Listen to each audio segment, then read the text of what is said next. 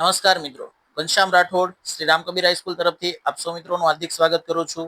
આજરોજ આપણે ધોરણ 9માં ગણિત વિષયમાં ચેપ્ટર 3 યામ ભૂમિતિ, બરાબર મિત્રો, ખૂબ નાનું ચેપ્ટર, પરંતુ પરીક્ષાની અંદર આપણને નાના નાના પ્રશ્નો પણ ક્યારેક પરેશાન કરી દેતા હોય છે.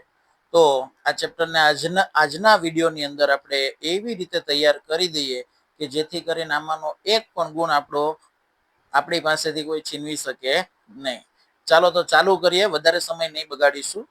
ફ્રેન્ચ તત્વચિંતક અને ગણિતશાસ્ત્રી રેને દેકાર્તે, જેમણે યામ ભૂમિતિના નામથી ઓળખાતી શાખા વિકસાવી. તો આ ચેપ્ટરની અંદર આપણે આલેખ વિશે ચર્ચા કરીશું. આલેખમાં જે આડી રેખા દેખાઈ રહી છે તેને એક્સ અક્ષ કહેવાય. એને સમક્ષિતિજ રેખા તરીકે પણ ઓળખવામાં આવે છે. અને ઊભી રેખા જે તમને દેખાય છે, બરાબર, શિરોલંબ રેખા, જેને વાય અક્ષ તરીકે પણ ઓળખવામાં આવે છે. તો પહેલા એક એક ગુણના બે સવાલ થઈ ગયા. આડી રેખા એટલે કે સમક્ષિતિજ રેખા, જેને એક્સ અક્ષ કહેવાય. ઊભી રેખા એટલે કે વાય અક્ષ, બરાબર, જેને કહેવાય શિરોલંબ રેખા, વાય અક્ષ તરીકે ઓળખીએ છીએ. ક્લિયર થાય છે? ચાલો, તો હવે અહીંયા ધ્યાન રાખજો.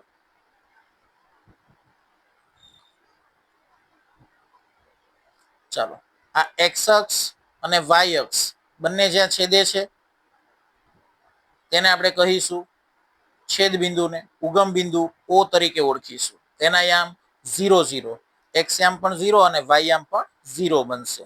ઓકે, હવે આ બંને રેખાઓ છેદી અને આખા સમતલને કેટલા ભાગમાં કાપે છે? 4 ભાગની અંદર કાપે છે. પ્રત્યેક ભાગને ચરણ અથવા તો પાદ તરીકે ઓળખવામાં આવે છે. શેના તરીકે ઓળખવામાં આવે છે? પાદ તરીકે. ક્લિયર થાય છે? ઓકે, હવે આ ચરણોને યાદ રાખવા માટે આપણે શું કરીશું? કોને કયું ચરણ કહેવું? તો વિદ્યાર્થી મિત્રો, આપણે આલ્ફાબેટ એટલે કે એબીસીડી માંનો સી અક્ષર છે એને આવી રીતે ડ્રો કરતા હોઈએ છીએ, બરાબર છે? બસ, તો એને એવી રીતે આપણે ઉપરથી સી ડ્રો કરી દેવાનું છે.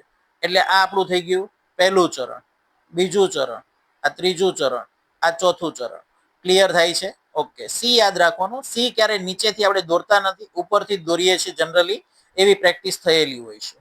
ઓકે, ત્યારબાદ હવે સંખ્યા રેખા એક્સ ઉપર આ બાજુ તમામ યામો કેવા બતાવવામાં આવે છે? ધન. જ્યારે ડાબી બાજુ તમામ યામો કેવા બતાવવામાં આવે છે? ઋણ.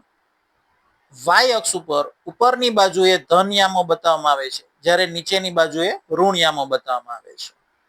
તો સાથી મિત્રો, કયું બિંદુ કયા ચરણમાં આવે તેની આપણે ચર્ચા કરીએ. ફરી એક વખત અહીંયા ધ્યાન રાખજો. જેનો એક્સ યામ અને વાય યામ બંને ધન હોય તો તે બિંદુ કયા ચરણમાં હશે? પ્રથમ ચરણમાં. જેનો એક્સ અને વાય બંને યામ ઋણ હોય તો તે કયા ચરણમાં આવશે? ત્રીજા ચરણમાં બિંદુ આવશે. ત્યારબાદ જેનો બીજો યામ ધન હોય, હવે સરખા યામ વાળાની તો આપણને ખબર પડી ગઈ છે કે બંને યામ સરખા હોય એક્સ અને વાય તો તે પ્રથમ ચરણ. બંને યામ ધન હોય તો પ્રથમ ચરણ, બંને યામ ઋણ હોય તો તે ત્રીજું ચરણ. આ ક્રોસ યાદ રહી ગયું? ઓકે, હવે બીજું અને ચોથું ચરણ. તો બીજા ચરણને આપણે એવી રીતે યાદ રાખીશું કે વિરુદ્ધ નિશાનીઓ આવે, એટલે એકમાં પ્લસ આવે ને એકમાં માઇનસ આવે. તો જેનો બીજો યામ ધન હોય એ બીજું ચરણ, અને જેનો પહેલો યામ ધન હોય તે પહેલાની નીચે વાળું એટલે કે ચોથું ચરણ નું બિંદુ કહેવાશે. તો આવી રીતે એને પણ આપણે યાદ રાખી લઈશું. બસ આટલું કરીશું એટલે હમણાં આપણું એક ચેપ્ટર કમ્પ્લીટ, ત્રીજું ચેપ્ટર યામ ભૂમિતિ મગજમાં બેસી જશે.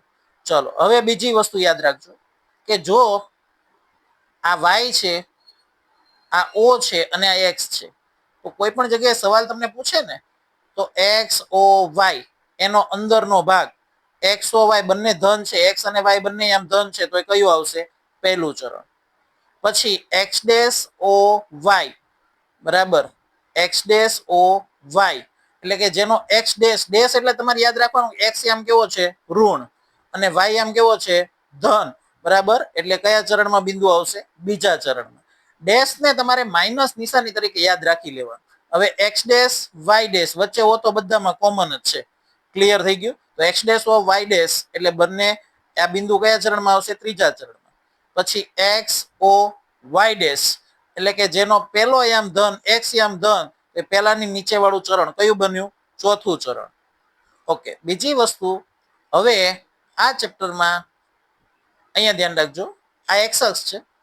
એક્સ અક્ષ ઉપર કોઈ બિંદુ હોય તો એનો એક્સ યામ 3 હોય, કોઈ પણ હોઈ શકે. જ્યારે તેનો વાય યામ હંમેશા વાય અક્ષ કઈ જગ્યાએ છેદે છે? 0 માં. એટલે એક્સ અક્ષ પર બિંદુ હોય, એક્સ અક્ષ ઉપર બિંદુ હોય, બરાબર, તો એનો વાય યામ કેવો આવશે? 0. બરાબર. જ્યારે વાય અક્ષ પર બિંદુ હોય ત્યારે એનો એક્સ યામ 0 આવશે, કેમ કે એને એક્સ યામ કઈ જગ્યાએ છેદે છે? 0 માં. બરાબર. આ એક વસ્તુ ખાસ યાદ રાખજો, જે આપણને ઓબ્જેક્ટિવમાં ખૂબ કામ લાગશે. હવે સીધા આપણે આ ચેપ્ટરની પ્રેક્ટિસ બુક ઉપર જઈએ, બરાબર, જેથી આપણે સરળતાથી એની સારી રીતે પ્રેક્ટિસ કરી શકીએ. બરાબર. ધ્યાન અહીંયા રાખજો, આ બિંદુ બતાવવાનું કામ એ તમે લંબ દોરી અને આસાનીથી કરી શકો છો. એક્સ અક્ષ, એક્સ યામને એક્સ અક્ષ ઉપર બતાવો, વાય યામને વાય અક્ષ ઉપર બતાવો, બંનેના લંબ દોરો. લંબ દોરો અને જ્યાં છેદે ત્યાં તેનું બિંદુ બતાવી શકાય છે. તો આવી રીતે બિંદુ બતાવવાની પ્રેક્ટિસ તમે જાતે કરી શકો છો. ચાલો તો સાથી મિત્રો, હવે આપણે અહીંયા જરાક પ્રેક્ટિસ તરફ વળીએ છીએ. તો જોતા જજો, ઉગમ બિંદુ ઓ ના યામ કેટલા આવશે? તો કે 0 0. બંને યામ કેવા આવશે? 0 0. ક્લિયર થાય છે? યામાક્ષો એ સમતલને કેટલા ભાગમાં વહેંચે છે? તો યામ અક્ષો એ સમતલને 4 ભાગમાં વહેંચે છે. પ્રત્યેક યામને આપણે શું કીધું હતું? તો કે પ્રત્યેક યામને આપણે પ્રત્યેક ભાગ જે વેચાણો હતો એને આપણે ચરણ કે પાદ તરીકે ઓળખ્યું હતું. ઓકે, ચલો ત્યારબાદ યામ સમતલમાં એક્સ યામ અને વાય યામને શું કહેવું? તો એક્સ યામને યાદ રાખજો, આ ચાવી છે, ભૂકો. યાદ રાખજો, ગુજરાત રાજ્ય શાળા પાઠ્યપુસ્તક મંડળ GCRT Gujarat council of education research and training, બરાબર, એમના દ્વારા જે કંઈ પણ આ સિલેબસ મોકલવામાં આવ્યો છે તેની બુક્સમાં લખાયેલું છે કે એક્સ યામને ભુજ કેવું અને વાય યામને શું કેવું? કોટી. એટલે એક્સ યામને આપણે શું કહીશું? ભુજ. જ્યારે વાય યામને શું કહીશું? કોટી. એટલે ટૂંકમાં આપણે આ ચેપ્ટરનો ભૂકો બોલાવી દેવાનો છે. શું બોલાવી દેવાનું છે? ભૂકો. ક્રમમાં યાદ રાખો, એક્સ વાય, ભૂકો, ભુજ અને કોટી. ઓકે, ચલો ત્યારબાદ યામ સમતલમાં સમક્ષિતિજ રેખાને શું કહેવાય? તો યામ સમતલમાં સમક્ષિતિજ રેખાને એક્સ અક્ષ કીધું હતું, એટલે કે આડી રેખા. અને શિરોલંબ રેખાને આપણે શું કીધું હતું? આને એક્સ કીધું હતું, અને શિરોલંબ રેખાને વાય અક્ષ કીધું હતું. ઓકે, ચાલો ધીમે ધીમે આગળ વધતા જઈશું. ચલો હવે તમે તમારી જાતે નક્કી કરજો કે પહેલું ચરણ હોય તો એના બંને યામ કેવા આવશે? ધન. બીજું ચરણ હોય તો એમાં બીજો યામ ધન આવશે, જ્યારે પહેલો યામ કેવો આવશે? ઋણ. ત્રીજું ચરણ હોય તો એમાં બંને યામ કેવા આવશે? માઇનસ. ચોથું ચરણ હોય તો એમાં પહેલો યામ ધન, એટલે પહેલાની નીચે વાળું ચોથું ચરણ, જ્યારે બીજો યામ કેવો આવશે? ઋણ. ચાલો 3 - 5 કયા ચરણમાં આવશે? બોલો બોલો ફટાફટ. 3 ધન છે અને -5 છે, એટલે કેટલું ચરણ આવશે? ચોથું. ચલો ત્યાર પછી -4 -7 બંને ઋણ છે, તો કયું ચરણ આવશે? ત્રીજું. ક્લિયર થાય છે? હવે યાદ રાખજો, હવે હું લખીશ નહીં, તમે તમારી રીતે સાથી મિત્રો નક્કી કરતા જજો. ચાલો હવે 1 અને 2 બંને યામ ધન છે, કયું ચરણ આવશે? તો કે બંને ચરણ યામ ધન હોય તો પ્રથમ ચરણ આવશે. પછી 8મો સવાલ, -3 8, એટલે બીજો યામ ધન છે, તો એ કયું ચરણ આવશે? બીજું. ચલો એક્સ ડેશ એક્સ, હવે ડેશ એટલે મેં તમને યાદ રાખવા કીધું હતું કે ડેશ હોય એટલે એ બાજુનો યામ ઋણ હોય, બરાબર. તો આ બંને યામાક્ષો એક્સ અક્ષ અને વાય અક્ષ એમની વચ્ચેના ખૂણાનું માપ કેટલું આવશે? 90 ડિગ્રી. ચાલો -5 અને 7 એનો એક્સ યામ કેટલો છે? -5, જ્યારે વાય યામ કેટલો છે? 7. ક્લિયર થઈ ગયું? ચાલો ત્યારબાદ હવે ખરા ખોટા તરફ જઈએ. જોતા જજો, સરસ પ્રેક્ટિસ થશે એમ તમને સરળતાથી આવડશે.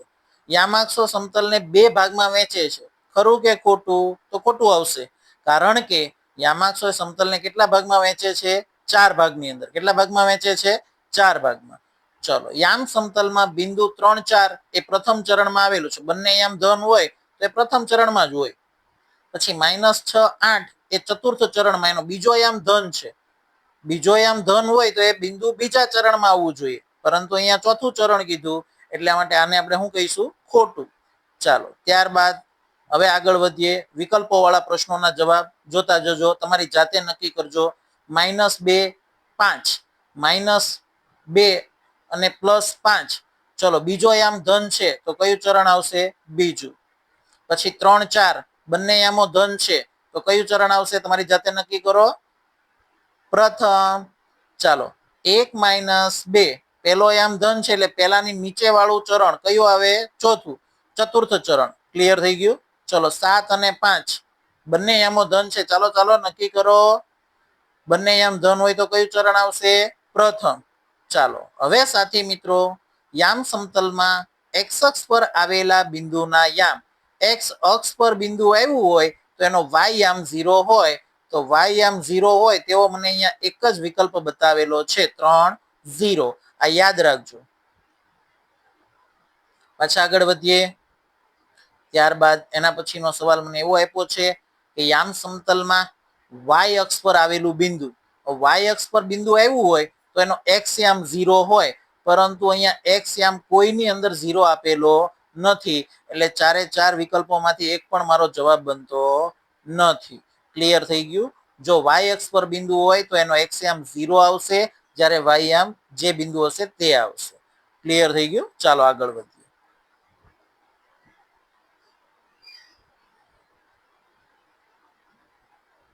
ફરીથી યાદ રાખજો, મેં તમને ડેશ વાળું કીધું હતું. ડેશ એટલે તમારે માઇનસ સમજવાનું. એક્સ ડેશ, ઓ અને વાય અંદરના ભાગને કયું ચરણ કહેવાય? ચલો એક્સ ડેશ, ઓ ને ભૂલી જાઓ અને વાય એટલે અહીંયા ખાલી માઇનસ યાદ રાખો અને અહીંયા પ્લસ યાદ રાખો. બરાબર? માઇનસ પ્લસ બીજો આમ ધન આવ્યો એટલે કયું ચરણ થઈ ગયું? દ્વિતીય.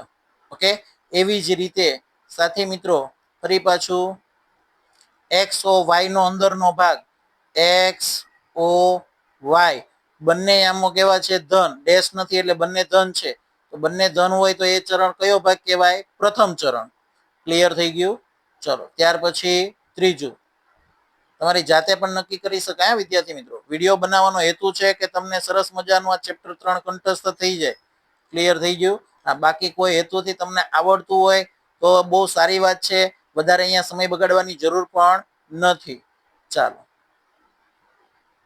હવે જુઓ, અહીંયા એક્સ ઓ વાય ડેશ આપ્યું છે એટલે આ પ્લસ અને આ માઇનસ. ડેશ એટલે માઇનસ યાદ રાખવા કીધું. બરાબર?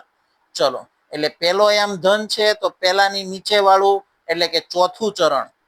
ચલો ત્યારબાદ એના પછીના પ્રશ્નમાં યામ સમતલમાં x dash o y dash, x dash o y dash એનો અંદરનો ભાગને ખાલી જગ્યા ચરણ કહે છે. તો બંનેમાં ડેશ છે, એક્સ અને વાય બંને આમ ડેશ ડેશ એટલે કે માઇનસ. બંને આમ માઇનસ હોય તો તે કયું ચરણ બની જાય છે? તૃતીય.